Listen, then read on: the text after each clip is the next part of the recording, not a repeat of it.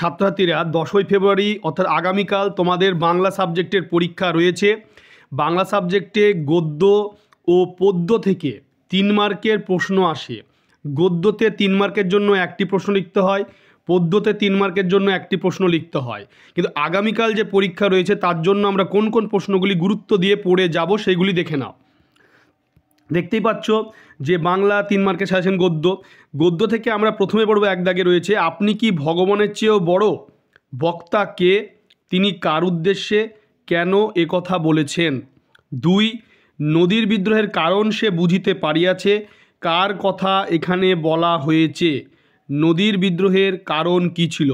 প্রথমের প্রশ্নটি এসেছে বহুরূপী থেকে, 2 দাগের প্রশ্নটি এসেছে নদীর বিদ্রোহ থেকে। এরপরে 3 দাগে রয়েছে নদীর সঙ্গে খেলা করার লোভটা সে সামলাইতে পারিল না। কে পারল না? সে কিভাবে নদীর সঙ্গে খেলা করছিল? এটাও এসেছে নদীর বিদ্রোহ থেকেই প্রশ্ন এটা। এরপরে 4 দাগে রয়েছে নিজের এই পাগলামিতে যেন আনন্দই উপভোগ করে, কার কথা বলা হয়েছে? তার পাগলামিটি কি? প্রশ্ন কিন্তু পাট করে আসবে এবং এটা হচ্ছে নদীর বিদ্রোহ থেকেই। 5 দাগে রয়েছে ছেলে দুটোর সবই একরকম, তফাৎ শুধু এই যে ছেলে দুটি কে কে, তাদের মধ্যে তফাৎ কোথায়? এই প্রশ্নটি এসেছে অদল বদল থেকে। সে ভয়ানক দুর্লভ জিনিস, কোন জিনিসের কথা বলা হয়েছে? তা দুর্লভ কেন? এটি এসেছে বহুরূপী থেকে। এরপরে নেক্সট যে প্রশ্ন রয়েছে 7 দাগে, সেটি হলো তাতে যে আমার ঢং নষ্ট হয়ে যায়। ঢং বলতে কি বোঝানো হয়েছে? কিসে ঢং নষ্ট হয়ে যাবে? এটি এসেছে বহুরূপী থেকে। এরপরে নেক্সট যে প্রশ্ন রয়েছে, এ তো বেশ মজার ব্যাপার। নেক্সট প্রশ্নটি তোমরা দেখতে পাচ্ছ, এ তো বেশ মজার ব্যাপার। এই যে প্রশ্নটি রয়েছে এ তো বেশ মজার ব্যাপার, তারপরের প্রশ্নটি রয়েছে 9 দাগে হরিদার জীবনে। তারপরে নেক্সট যে প্রশ্নটি রয়েছে হরিদার জীবনে সত্যি একটা নাটকীয় বৈচিত্র্য আছে। হরিদার জীবনে সত্যি একটি নাটকীয় বৈচিত্র্য আছে। হরিদার জীবনে বৈচিত্র্যকে নাটকীয় বলা হয়েছে কেন? এটা এসেছে বহুরূপী থেকে। এবং 8 দাগে যেটি এসেছে এ তো বেশ মজার ব্যাপার, এটিও এসেছে বহুরূপী থেকে। 10 দাগে রয়েছে নদীকে এভাবে ভালোবাসিবার একটা কৈফিয়ত নদের চাঁদ দিতে পারে।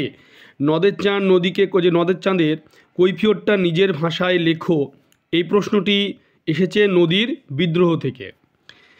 তাহলে আমরা দেখতে পাচ্ছি অদল বদল, বহুরূপী এবং নদীর বিদ্রোহ, এই 3টি গদ্য থেকেই 3 মার্কের প্রশ্ন আসার কিন্তু মাধ্যমিক 2025 আগামীকাল সম্ভাবনা রয়েছে। এরপরে যে প্রশ্নটি রয়েছে 11 দাগে, আজও সে সেইখানে গিয়া বসিল। সে কোথায় গিয়া বসিল? তার সেখানে বসার কারণ কি ছিল? এই প্রশ্নটি এসেছে নদীর বিদ্রোহ থেকে। 12 দাগে যে প্রশ্নটি রয়েছে, হঠাৎ অমৃতের মাথায় একটা বুদ্ধি খেলে গেল, বুদ্ধিটি কি ছিল? এই প্রশ্নটি এসেছে অদল বদল থেকে। অদল বদল, বহুরূপী এবং নদীর বিদ্রোহ 3টি কিন্তু সবথেকে গুরুত্বপূর্ণ গদ্য 3 মার্কের জন্য। এরপরে নেক্সট যেটা রয়েছে সেটা হলো পদ্য থেকে কোনগুলি পড়বো আমরা 3 মার্কের জন্য। 1 দাগে রয়েছে অস্ত্র ফেলো অস্ত্র রাখো গানের 2টি পায়ে, কে কোথায় এরূপ মন্তব্য করেছেন? তার এরূপ মন্তব্যের কারণ কি? এই প্রশ্নটি এসেছে অস্ত্রের বিরুদ্ধে গান যে কবিতা সেখান থেকে। 2, ঘুচাবো এ অপবাদ রিপুকুলে। রিপুকুল বলতে কাদের বোঝানো হয়েছে? বক্তা কিভাবে অপবাদ ঘোচাতে চেয়েছেন? এই প্রশ্নটি এসেছে অভিষেক থেকে, কবিতা। 3 দাগে রয়েছে সাজিলা রথীন্দ্র শবকে তিনি কেমনভাবে সাজলেন? এই প্রশ্নটি এসেছে অভিষেক থেকে। তারপরে 4 দাগে রয়েছে মাথায় কত শকুন বা চিল কিসের প্রতীক? আলোচ্য অংশের মাধ্যমে কবি কি বুঝিয়েছেন? এটা এসেছে 4 দাগের প্রশ্নটা এসেছে অস্ত্রের বিরুদ্ধে গান কবিতা থেকে। তাহলে আমরা 3 মার্কের জন্য অস্ত্রের বিরুদ্ধে গান, অভিষেক এবং আমরা আফ্রিকা বলে যে কবিতাটি আছে সেই 3টে কিন্তু 3 মার্কের পদ্যের জন্য পড়ে যাব। এরপরে রয়েছে 5 দাগে, সেটি হলো যে ধিক মোরে, মোরে বলতে কাকে বোঝানো হয়েছে, কেন নিজেকে তিনি ধিক্কার জানিয়েছেন। 5 দাগের প্রশ্নটি এসেছে আয় আরও বেঁধে বেঁধে থাকি। 6 দাগের প্রশ্ন রয়েছে আমাদের পথ নেই কোনো, পথ বলতে কবি কি বুঝিয়েছেন, কবির এমন আশঙ্কার কারণ কি। 6 দাগের প্রশ্নটি এসেছে আয় আরও বেঁধে বেঁধি আয় আরও। 5 দাগের যে প্রশ্ন ধিক মোড়ে, এটা এসেছে অভিষেক থেকে। 5 দাগেটা ধিক মোড়ে, এটা হচ্ছে অভিষেক, আর 6 দাগে যেটা এসেছে আমাদের পথ নেই কোনো, পথ বলতে কবি কি বুঝেছেন, কবির এমন আশঙ্কার কারণ কি, এটি এসেছে আয় আরও বেঁধে বেঁধে থাকি। আর হাই বিধি বাম মমপতি বক্তা কে, তিনি একথা বলেছেন কেন, এই 7 দাগের প্রশ্নটি এসেছে কিন্তু অভিষেক থেকে। এরপরে নেক্সট যে প্রশ্ন রয়েছে 8 দাগে, সেটি হলো আঁকড়ে ধরে সে খড়কুটো। খড়কুটো কিসের প্রতীক, কে কেন তা আঁকড়ে ধরতে চান। 8 দাগের প্রশ্নটা এসেছে অস্ত্রের বিরুদ্ধে গান কবিতা থেকে। 9 দাগে রয়েছে এসো যুগান্তের কবি, যুগান্তের কবিকে কেন আহ্বান করা হয়েছে। 9 দাগের প্রশ্ন এসেছে আফ্রিকা কবিতা থেকে। 10 দাগে রয়েছে গানের বর্ম আজ পড়েছি গায়ে, কোন কবিতার অংশ, পংক্তিটি অর্থ বুঝিয়ে দাও। 10 দাগের প্রশ্নটি এসেছে অস্ত্রের বিরুদ্ধে গান কবিতা থেকে। এরপরে নেক্সট যে প্রশ্ন রয়েছে সেটি হলো যে 11 দাগে, সেটি হলো হাই ছায়াবৃতা, ছায়াবৃতা কাকে বলা হয়েছে, তার জন্মবৃত্তান্তটি লেখো। 11 দাগের প্রশ্নটি এসেছে আফ্রিকা থেকে, আফ্রিকা যে কবিতা।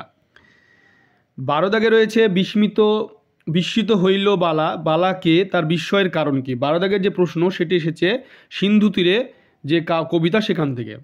ছিনিয়ে নিয়ে গেল তোমাকে, কে কাকে ছিনিয়ে নিয়ে গেল, প্রসঙ্গ উল্লেখ করো। 13 দাগের প্রশ্ন এসেছে আফ্রিকা কবিতা থেকে।